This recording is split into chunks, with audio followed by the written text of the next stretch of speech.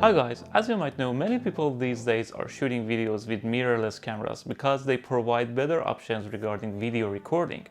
But nevertheless, many filmmakers around the world are still using DSLRs. So in this video, I've compiled 4 different ways to shoot better looking cinematic videos using Canon DSLR cameras. So there are 2 main parameters that differentiate between cinematic and normal looking videos. The first one is dynamic range, which is basically the range of highlights and shadows that your camera can capture. The second one is color depth or bit depth. Unfortunately, we can't do much about bit depth in our DSLR cameras. So my main focus in this video and all of these 4 approaches is to expand the dynamic range. Additionally, I've shot an event in Melbourne which was about cars and models in all of these 4 different approaches. And I've provided the graded and ungraded footage for you to compare and analyze. So let's go through all of these 4 ways one by one and talk about them.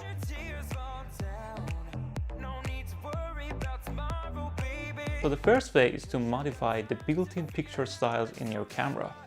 If you had a look in your camera's menu, I'm sure you've seen different picture styles including standard, portrait, landscape, and neutral. So what I did was to choose the neutral picture profile and reduce sharpness, contrast, and saturation. This would expand the dynamic range slightly and produce less processed video. So let's have a look at the result.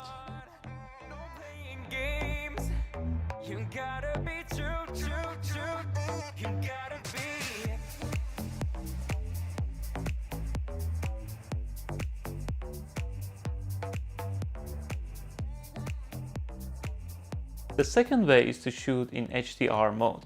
This mode is available only on some Canon DSLRs. For example, on my camera, which is a 6D Mark II, this mode is accessible via the mode dial on top of the camera. As you know, many Canon DSLRs can shoot 60 frames per second video. So what HDR does is to put each couple of frames together, one exposed for highlights and one exposed for shadows, and come up with a 30 frames per second HDR or high dynamic range video.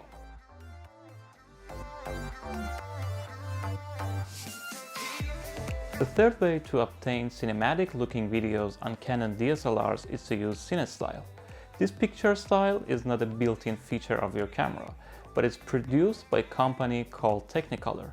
I'll leave the link to their website down below, and also the link to Canon website to download a software through which you can install this picture style to your camera. There are many tutorials on the web explaining how you can do that. It is worth mentioning that the video produced with this picture style requires further editing and it's looking very raw and unsaturated and without any contrast.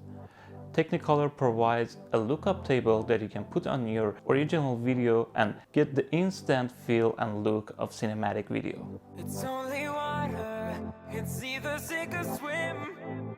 Can't hold back your light and expect to win. Gotta go harder, oh you've gotta learn. Don't suppress your fire, baby, let it burn. Be who you are. The last and most creative way is to use Canon Picture Style Editor. This software is provided by Canon for free. You can import a photo into this program and then start editing a range of parameters including contrast or saturation and save that version of your edit as a picture style file and download it to your camera and use it as a custom picture style. But the really good thing about this program is that it enables you to edit each color individually. For example, for a custom picture style that I made for myself, I increased the saturation of the color blue and also modified the hue of this color. So let's have a look at the result.